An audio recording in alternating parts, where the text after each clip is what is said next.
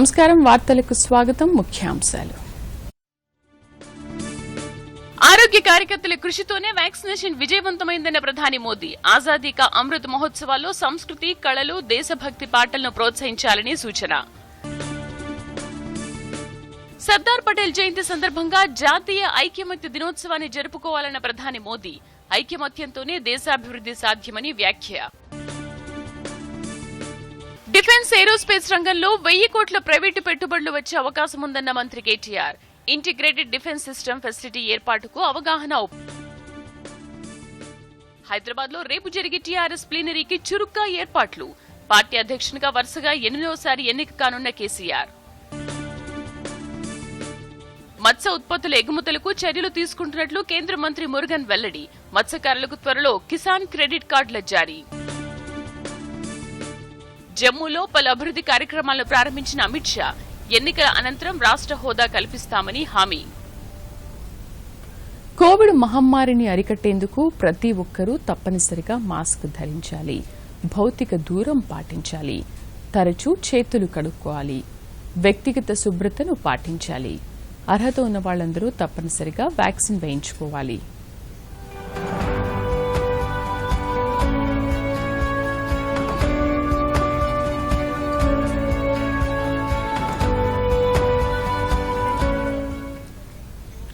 ప్రతి నెల చివరి ఆదివారం తన మనసులోని భావాలను దేశ ప్రజలతో పంచుకునే మన్ కీ బాత్ కార్యక్రమంలో ప్రధాని నరేంద్ర మోదీ ప్రసంగించారు 100 కోట్ల తొలి డోస్ టీకా సర్దార్ వల్లభాయ్ పటేల్ జయంతి ఉత్సవాలు అమృత్ మహోత్సవాలు తదితర అంశాలను ప్రస్తావించారు మరిన్ని వివరాలు ఇప్పుడు చూద్దాం దేశంలో 100 కోట్ల టీకా డోసులు పూర్తయిన సందర్భంగా దేశ ప్రజలకు కోటి నమస్కారాలు అంటూ ప్రధాని నరేంద్ర మోదీ తన ప్రసంగాన్ని ప్రారంభించారు కోవిడ్ టీకా కార్యక్రమం కొత్త ఉత్సాహంతో కొత్త శక్తితో దేశం ముందుకు సాగుతోందని మోదీ అన్నారు దేశ ప్రజల సామర్థ్యంపై తనకెంతో విశ్వాసం ఉందని ప్రధాని అన్నారు ఆరోగ్య సంరక్షణ కార్యకర్తల దృఢ సంకల్పం కఠోర శ్రమ కారణంగా 100 కోట్ల డోసుల కోవిడ్ టీకా పంపిణీ కార్యక్రమం విజయవంతమైందని ప్రధాని తెలిపారు बहुत सारे लोग पत्र लिखकर मुझसे पूछ रहे हैं कि वैक्सीन की शुरुआत के साथ ही कैसे मुझे यह विश्वास हो गया था कि इस अभियान को इतनी बड़ी सफलता मिलेगी मुझे ये दृढ़ विश्वास इसलिए था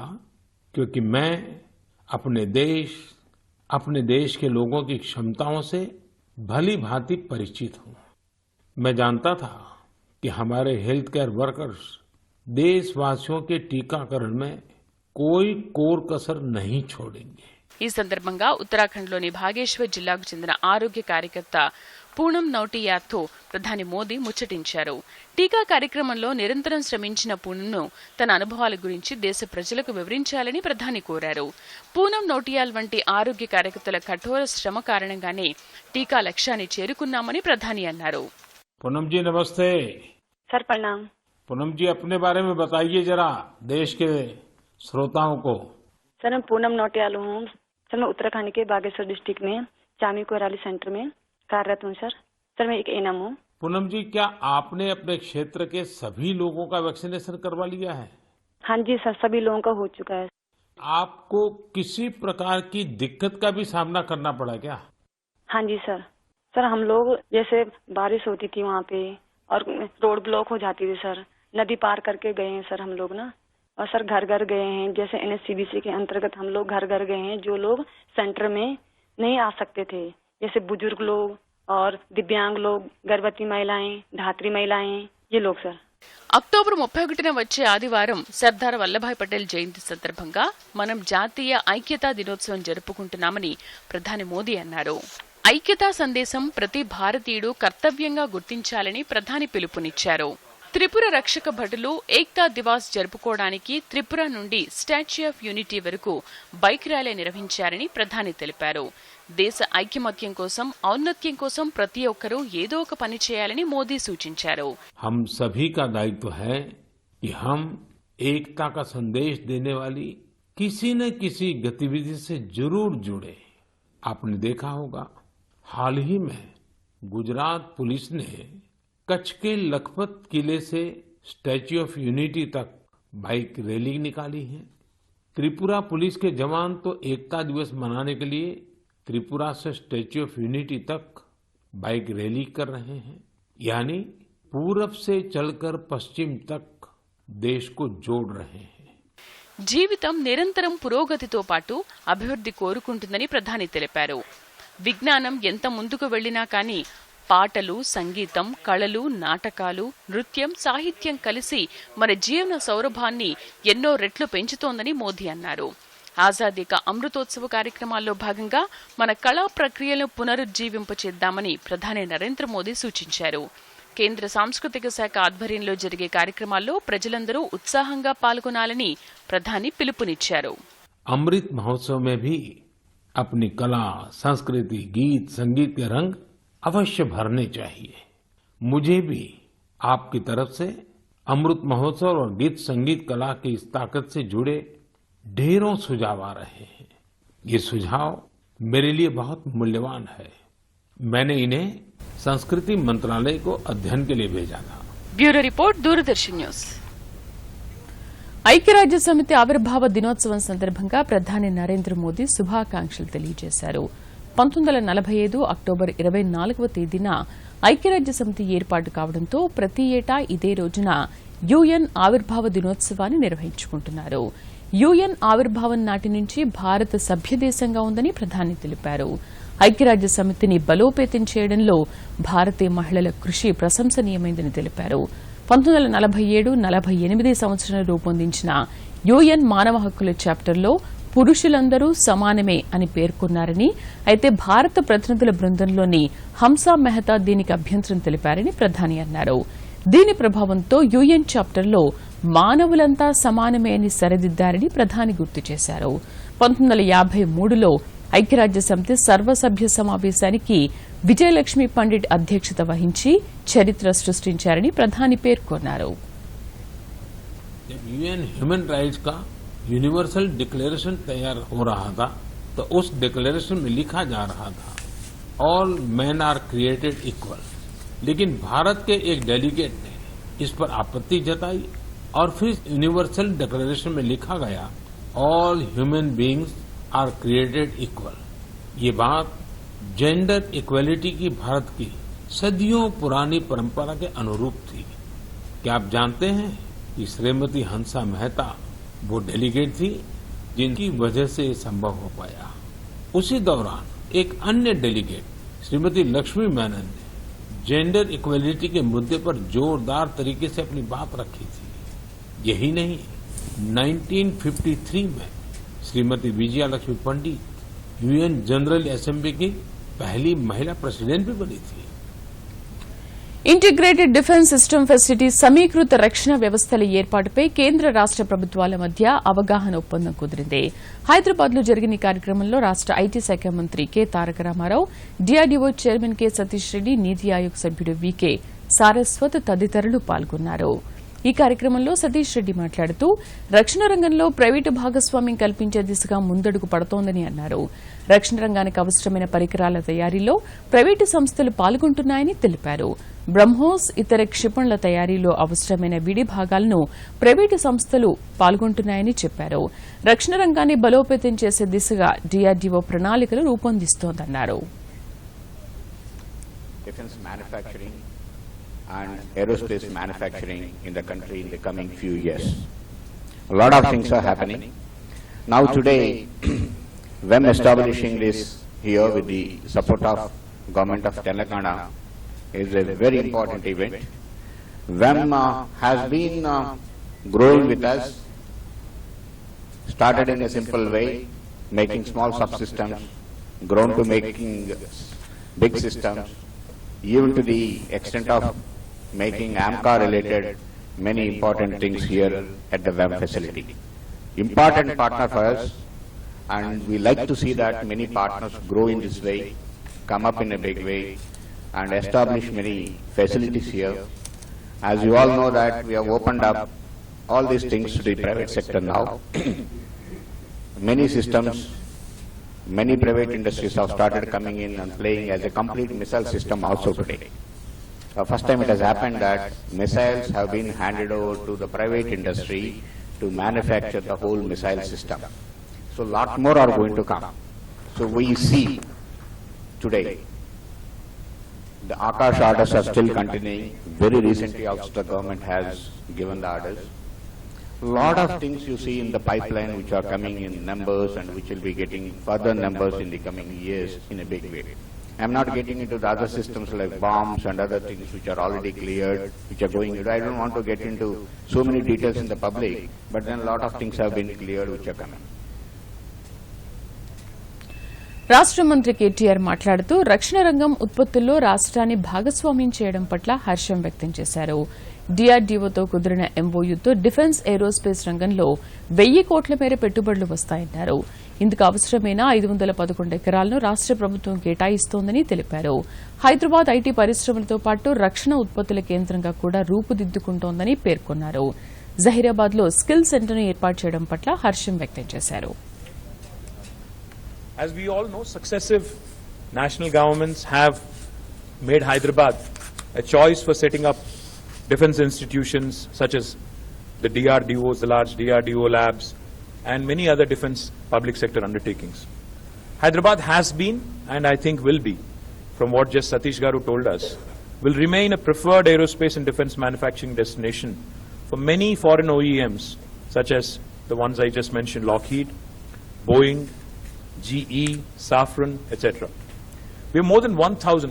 What has been created in Hyderabad by way of successful investments from the defense PSUs and also subsequently from the private sector investments is it has created a very vibrant ecosystem for large number of SMEs, large number of micro industries who have come in and who continue to grow and who continue to, rely on the support that is given by both the state government and also the union government.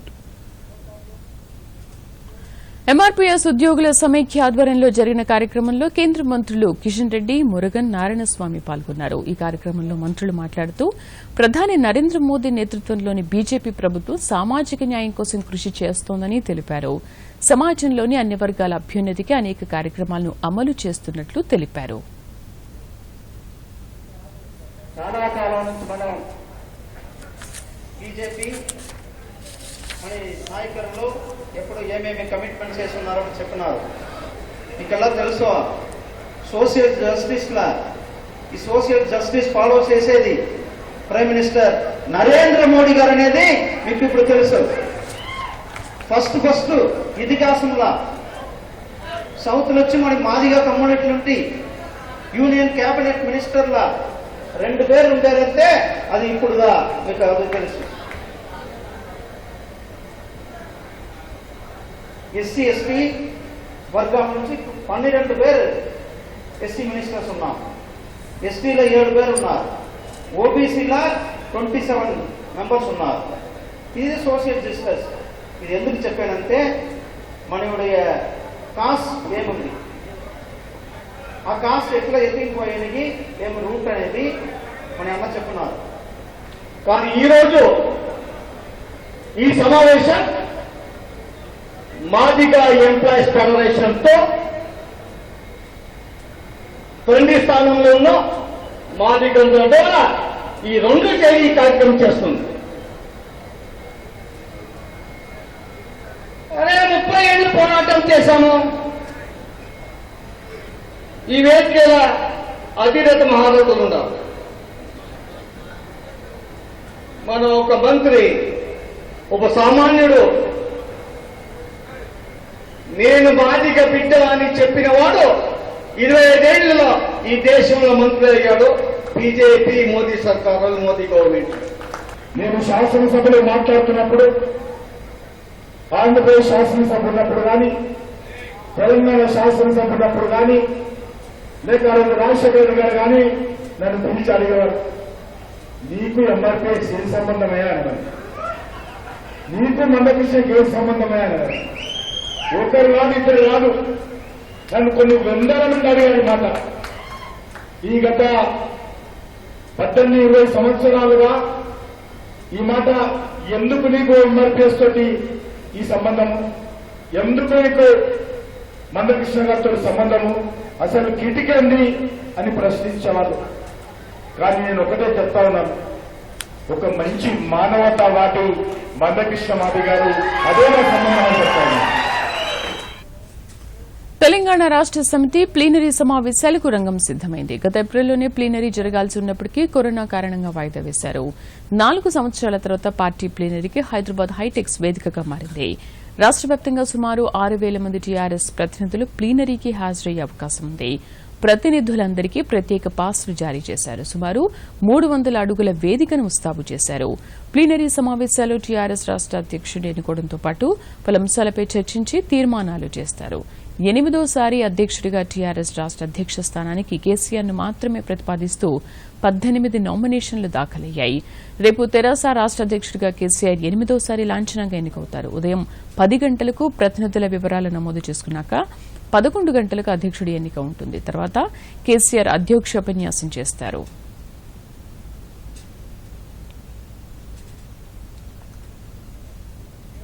Huzurabad లో ఉప ఎన్నికల ప్రచారం ఊపందుకుంది. అభ్యర్థులు గెలుపు కోసం పోటాపోటీగా ప్రచారం చేస్తున్నారు. పోలింగ్ కు మరో 6 రోజులు మాత్రమే గడువు ఉండడంతో అభ్యర్థులు గ్రామాల్లో విస్తృతంగా పర్యటిస్తున్నారు. అభ్యర్థులు ఎవరికి వారు గెలుపు తమదేనని ధీమా వ్యక్తం చేస్తున్నారు. మరిన్ని వివరాలు ఇప్పుడు చూద్దాం. హుజూరాబాద్ లో నేతలు ఓట్ల వేటులో నిమగ్నమయ్యారు. టీఆర్ఎస్ అభ్యర్థి గెల్లు శ్రీనివాస్ కి మద్దతుగా మంత్రి హరీష్ రావు గంగుల కమలాకర్ ప్రచారం చేశారు. నియోజకవర్గం పరిధిలోని మాచినపల్లిలో జరిగిన ర్యాలీలో మంత్రి హరీష్ రావు మాట్లాడుతూ ప్రజలు విచక్షణతో ఓటు వేయాలని విజ్ఞప్తి చేశారు. అధికార పార్టీ అభ్యర్థి గెల్లు శ్రీనివాస్ ను గెలిపిస్తే నియోజకవర్గం అభివృద్ది చెందుతుందన్నారు. 7 సంవత్సరాల టీఆర్ఎస్ పాలనలో రాష్ట్రం అన్ని రంగాల్లో అభివృద్ది సాధించిందని పేర్కొన్నారు. ఇక ఉన్నాయి రెండే పార్టీలు, ఒకటి టీఆర్ఎస్ పార్టీ, రెండోది బీజేపీ పార్టీ. ఈ రెండిట్లలో ఎవరికి ఓటేస్తే మనకు లాభం అవుతుంది, ఏ పార్టీ మనకు సాయం చేస్తుంది అనేది ఒక్కసారి ఆలోచించండి. మేము చెప్పిన దాంట్లో న్యాయం ఉంటే, నిజం ఉంటే మీరు ఓటేయండి. కానీ ఈరోజు కొంతమంది ఏంటంటే వచ్చి కాయగొడుకుడు మాటలు చెప్పి ఇది కాలేదంటాడు, అది అయిందంటాడు, కానీ తాను ఏమి ఇస్తాడో, వాళ్ళు ప్రజలకు ఏం సాయం చేస్తారో ఒక్క మాట కూడా చెప్తలేరు. బీజేపీ అభ్యర్థి ఈటెల రాజేందర్ హిమ్మత్ నగర్, కొండపాక, నర్సింగాపూర్, వల్బాపూర్, కనివర్తి గ్రామాల్లో విస్తృతంగా ప్రచారం చేసి రోడ్ షోలు నిర్వహించారు. ఆయా కార్యక్రమాల్లో ఈటెల రాజేందర్ మాట్లాడుతూ నిజాం కాలంలో ప్రజలకు ఓటు హక్కు ఉండేది కాదని అన్నారు. ప్రస్తుతం రాష్ట్రంలో నిజాం మాదిరిగా నియంత పాలన కొనసాగుతోందని విమర్శించారు.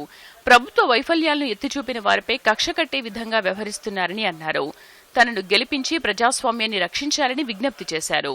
వల్బాపూర్ ఆడబిడ్డలారా, మా అన్నలారా, మెల్లమెల్లగా ఆనాటి నిజాం సర్కార్ ఎవరికి హక్కులు లేకుండా, ఎవరికి ఓటు హక్కు లేకుండా రాజు చెప్పిందే వేదం లెక్కట్లేదు ఉండడం. ఇవాళ కేసీఆర్ రాజ్యంలో కూడా రాచరికం కొనసాగుతుంది తప్ప ప్రజాస్వామ్యం కొనసాగుతలేదు. హుజూరాబాద్ ఉప ఎన్నికల్లో పోటీ చేస్తున్న కాంగ్రెస్ అభ్యర్థి బలమూరి వెంకట్ కు మద్దతుగా టీపీసీసీ అధ్యక్షుడు రేవంత్ రెడ్డి విస్తృతంగా ప్రచారం చేశారు. బలమూరి వెంకట్ గ్రామాల్లో తిరుగుతూ తనను గెలిపించాలని ప్రచారం చేస్తున్నారు. వీణవంక, జమ్మికుంట మండలాల్లో నిర్వహించిన రోడ్ షోలలో టీపీసీసీ అధ్యక్షుడు రేవంత్ రెడ్డి మాట్లాడుతూ రాష్ట్ర ప్రభుత్వ విధానాలను ఎండగట్టారు. కాంగ్రెస్ అభ్యర్థికి అనుకూలంగా ప్రజల మద్దతు లభిస్తోందని తెలిపారు. Bureau report, Doordarshan news. Huzurabad నియోజకవర్గ అభివృద్ది కోసం కృషి చేసే కాంగ్రెస్ అభ్యర్థి బల్మూరి వెంకట నరసింహారావును గెలిపించాలని పీసీసీ రాష్ట్ర అధ్యక్షులు రేవంత్ రెడ్డి విజ్ఞప్తి చేశారు. కరీంనగర్ జిల్లా కేంద్రంలో మాజీ ఎంపీ పొన్నం ప్రభాకర్, మల్లు రవి తదితర నేతలతో కలిసి రేవంత్ రెడ్డి మీడియా సమావేశం నిర్వహించారు. ఈ సందర్భంగా రేవంత్ రెడ్డి మాట్లాడుతూ టీఆర్ఎస్ లో ఇద్దరి మధ్య వాటాల తేడా రావడంతో హుజూరాబాద్ ఉప ఎన్నిక వచ్చిందని రేవంత్ రెడ్డి అన్నారు. టీఆర్ఎస్ లో ఆధిపత్య పోరు మొదలైందన్నారు. విద్యార్థులు, రైతులు, దళితులు, బడుగు, బలహీన వర్గాల సమస్యలపైనే హుజూరాబాద్ ఉప ఎన్నిక జరుగుతోందన్నారు. జీడీపీ పెంచడం అంటే గ్యాస్, డీజిల్, పెట్రోల్ ధరలను పెంచడం కాదని విమర్శించారు. ధరల పెంపును అరికట్టలేని బీజేపీకి ఎందుకు ఓటు వేయాలని ప్రశ్నించారు. వ్యసనపరులకు స్వర్గధామంగా ఈ రోజు తెలంగాణ రాష్ట్రాన్ని ప్రపంచం ముందు దోషిగా నిలబెట్టడానికి బీజేపీ, టీఆర్ఎస్ శాయశక్తుల ప్రయత్నం చేసి తెలంగాణ యొక్క సంస్కృతిని చిన్నాభిన్నం చేసి ప్రపంచం ముందు మొత్తం తెలంగాణ సమాజాన్ని దోషిగా నిలబెట్టారు. ఏ రకంగా అయితే నిజాం నవాబ్ కాసిం రిజ్వీని పెట్టి అణిచివేసిందో, ఇవాళ తెలంగాణ రాష్ట్రంలో తన పెత్తనాన్ని, ఆధిపత్యాన్ని, తన అధికారాన్ని నిలబెట్టుకోవడానికి నిజాం నవాబ్ లాంటి కేసీఆర్ ఇలా కాసిం రిజ్వీ లాంటి హరీష్ రావు గారిని పంపించి హుజూరాబాద్ లో ప్రతి ఒక్కరిని అమ్ముకునే వాళ్ళను, ఫీల్డ్ అసిస్టెంట్లను, ఆర్ఎంపీ డాక్టర్లను, పిఎంపీ డాక్టర్లను, వ్యాపారస్తులను జీఎస్టీ పేరు మీద, అరటి బండ్ల తోపుడు బండ్ల ట్రాఫిక్ పోలీసు వాళ్ళ మీద, పిల్లం పక్క మొగుడు పక్కన చేరి పిల్లానికి విడాకులు ఇప్పిస్తామను, లేకపోతే తమ్ముడు పక్క చేరి అన్న ఆస్తిని రాపిస్తామను కుటుంబాలలో చిచ్చు పెట్టి భయపెట్టి ఇవాళ టీఆర్ఎస్ గెలవాలని చూస్తుంది. ఇలాంటి చిల్లర అత్యంత దిగజారుడు నీచమైన పరిస్థితులు హుజూరాబాద్ లో కనిపించడానికి హరీష్ రావు గారు కారణం కాదా? హైదరాబాద్ లో పర్యటిస్తున్న కేంద్ర మత్స్యశాఖ సహాయ మంత్రి Murugan national fisheries development board కార్యాలయాన్ని సందర్శించారు. కార్యాలయ సిబ్బందితో ముచ్చటించారు. మత్స్య పరిశ్రమ అభివృద్దికి చేపడుతున్న చర్యలను సమీక్షించారు. ఈ సందర్భంగా కేంద్ర మంత్రి మురుగన్ మాట్లాడుతూ మత్స్యకారులకు కూడా త్వరలో కిసాన్ క్రెడిట్ కార్డులను అందజేస్తామని తెలిపారు. వ్యవసాయ శాఖ ఈ దిశగా ప్రణాళికను రూపొందించిందని తెలిపారు. మత్స్య ఉత్పత్తుల ఎగుమతులకు కేంద్రం చర్యలు తీసుకుంటోందని చెప్పారు. మనకు అపారమైన సముద్ర తీరం ఉందని, ఇది మత్స్య పరిశ్రమ అభివృద్దికి దోహదపడుతుందని అన్నారు. దేశంలో మొదటిసారిగా ప్రత్యేకంగా మత్స్యశాఖను ఏర్పాటు చేయడం జరిగిందని, ఈ శాఖకు 20,000 కోట్లు కేటాయించారని తెలిపారు. యువ పారిశ్రామికవేత్తలకు 60% వరకు సబ్సిడీ కల్పిస్తున్నట్లు తెలిపారు. We are giving importance to this department, and this department has to be take up forward and lead to the export, and entrepreneur has to be developed, and our main motto, we have to export our product from our country to foreign countries. For that, how we have to work together, and some you can entertain some young professionals also, you can get some idea, or under Prime Minister Matsya Sampada Yojana, the first time Prime Minister in this department under Atmanirbhar Bharat, 20,000 crores is investment in this sector, and the infrastructure, your FIDF, you told me that 7,500 crores is a very huge amount we are investing in this sector. East coastal and west coast. West coast, almost they are utilizing the technology, and the fishermen also, they are little bit entrepreneur model they are doing. East coast also they are doing, but we have to focus in this east coast also, and inland fisheries. So now inland fisheries also is the emerging field, and new entrepreneurs they are coming forward to set up the units also. I visited Jammu Kashmir, spring water, trout fish. One girls is కేంద్ర సమాచార ప్రసార శాఖ సహాయ మంత్రి L మురుగన్తో Doordarshan, Akashvani, press information bureau యోజనకు చెందిన అధికారుల బృందం భేటీ అయింది. దూరదర్శన్, ఆకాశవాణి, పీఐబీలతో జరుగుతున్న వివిధ కార్యక్రమాల వివరాలను అధికారులు కేంద్ర మంత్రికి వివరించారు.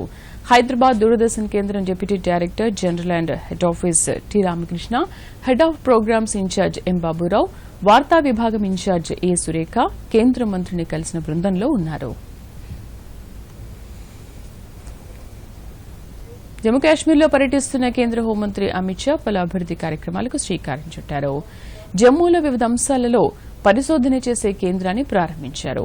అదేవిధంగా ఐఐటీ విస్తరణలో భాగంగా 3వ దశ భవన నిర్మాణాలకు శంకుస్థాపన చేశారు.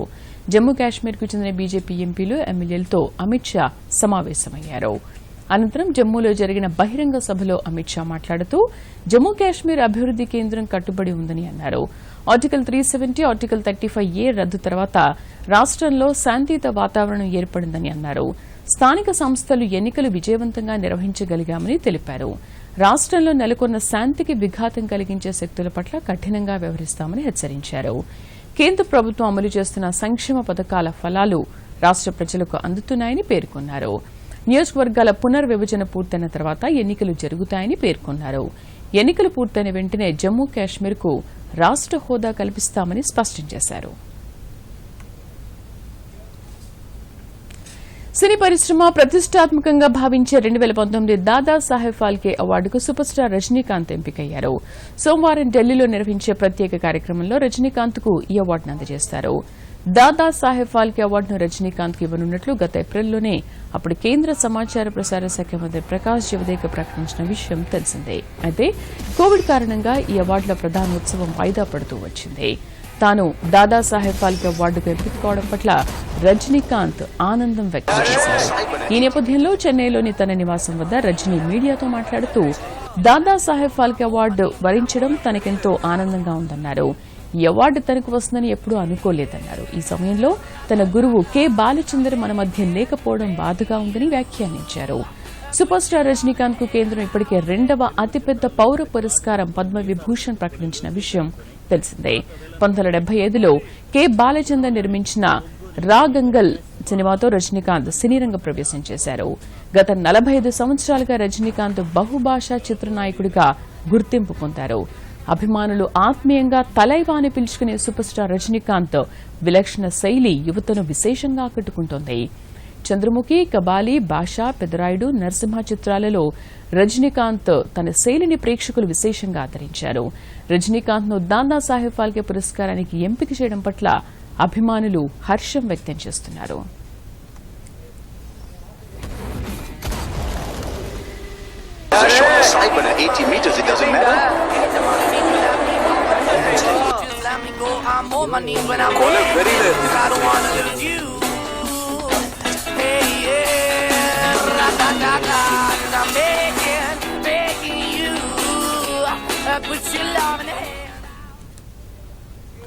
క్రికెట్ అభిమానులు ఎంతో ఉత్కంఠగా ఎదురుచూసిన దాయాది జట్ల టీ20 మ్యాచ్ దుబాయ్ వేదికగా ప్రారంభమైంది. టాస్ గెలిచిన పాకిస్తాన్ జట్టు ఫీల్డింగ్ ఎంచుకోవడంతో భారత జట్టు బరిలోకి దిగింది.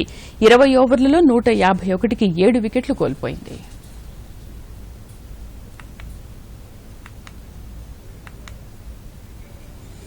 ప్రతి ఒక్కరూ ప్లాస్టిక్ రహిత సమాజ నిర్మాణం కోసం పాటుపడాలని Kakatiya university vice chancellor professor Ramesh సూచించారు. కేంద్ర యువజన క్రీడల మంత్రిత్వ శాఖ నెహ్రూ యువ కేంద్ర ఆధ్వర్యంలో సింగ్ స్వచ్ఛ భారత్ లో భాగంగా ఈ నెల 1వ తేదీ నుండి 31వ తేదీ వరకు అన్ని ప్రభుత్వ శాఖలను భాగస్వామ్యంతో ప్రత్యేక కార్యక్రమాలు నిర్వహిస్తున్నారు. వివిధ కళాశాలల విద్యార్థులతో ప్లాస్టిక్ రహిత సమాజం కోసం కృషి చేస్తామని ప్రతిజ్ఞ చేయించారు. ఎన్ఎస్ఎస్ ఆధ్వర్యంలోని 5 కళాశాలలకు చెందిన 100 మంది విద్యార్థులు పాల్గొని బస్టాండ్లో సింగిల్ యూజ్ ప్లాస్టిక్ చెత్త సేకరణ చేశారు. ఈ సందర్భంగా ప్రొఫెసర్ రమేష్ మాట్లాడుతూ ప్లాస్టిక్ వినియోగంతో పర్యావరణానికి హాని కలుగుతోందని అన్నారు. ప్లాస్టిక్ వాడకాన్ని తగ్గించుకోకపోయినట్లయితే సమాజంకు పెను ముప్పు ఏర్పడే ప్రమాదం ఉందని అన్నారు.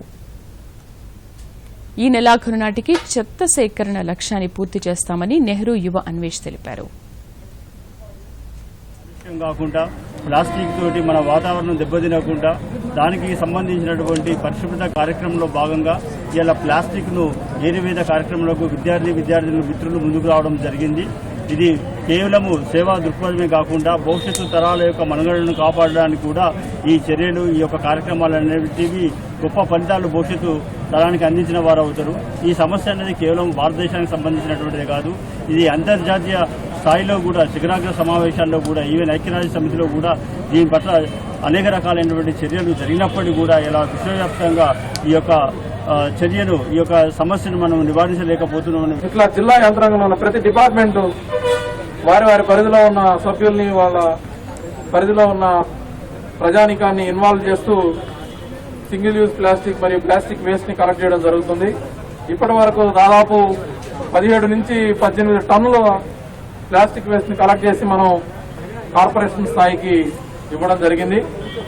దీని అంతటినీ మనం ఈ మంత్ ఎండ్ లోపల కంప్లీట్ చేసి కార్పొరేషన్ వారి ఆధ్వర్యంలో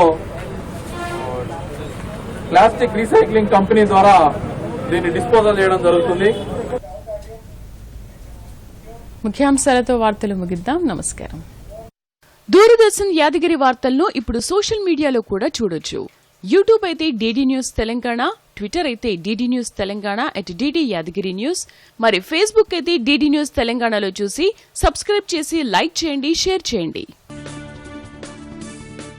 ఆరోగ్య కార్యకర్తల కృషితోనే వ్యాక్సినేషన్ విజయవంతమైందన్న ప్రధాని మోదీ. ఆజాదీ కా అమృత్ మహోత్సవాల్లో సంస్కృతి, కళలు, దేశభక్తి పాటలను ప్రోత్సహించాలని సూచన. సర్దార్ పటేల్ జయంతి సందర్భంగా జాతీయ ఐక్యమత్య దినోత్సవాన్ని జరుపుకోవాలన్న ప్రధాని మోదీ. ఐక్యమత్యంతోనే దేశాభివృద్ధి సాధ్యమని వ్యాఖ్య. డిఫెన్స్ ఏరోస్పేస్ రంగంలో 1000 కోట్ల ప్రైవేటు పెట్టుబడులు వచ్చే అవకాశం ఉందన్న మంత్రి KTR. Integrated defence system facility ఏర్పాటుకు అవగాహన. హైదరాబాద్ లో రేపు జరిగే టీఆర్ఎస్ ప్లీనరీకి చురుగ్గా ఏర్పాట్లు. పార్టీ అధ్యక్షునిగా వరుసగా 8వసారి ఎన్నిక కానున్న కేసీఆర్. మత్స్య ఉత్పత్తుల ఎగుమతులకు చర్యలు తీసుకుంటున్నట్లు కేంద్ర మంత్రి మురుగన్ వెల్లడి. మత్స్యకారులకు త్వరలో కిసాన్ క్రెడిట్ కార్డుల జారీ. జమ్మూలో పలు అభివృద్ధి కార్యక్రమాలను ప్రారంభించిన అమిత్ షా. ఎన్నికల అనంతరం రాష్ట్ర హోదా కల్పిస్తామని హామీ.